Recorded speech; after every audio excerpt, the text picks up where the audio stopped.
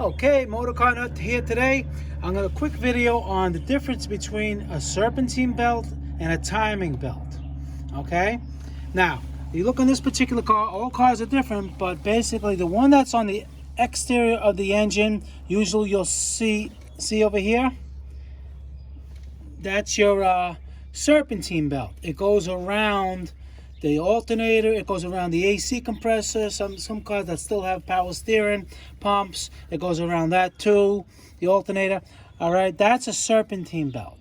Okay, the timing belt is inside the engine. Usually there's a plastic cover, all right, and it connects the top end of the engine, which is the valves, the cams, and the bottom end of the engine, which is the crank, and it keeps everything in line. That's a timing belt.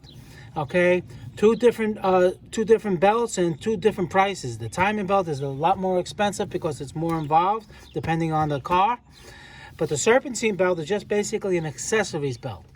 Okay, that's just to clear it up for you guys. All right, Motorcar Nut, please subscribe, hit the like button. Any questions?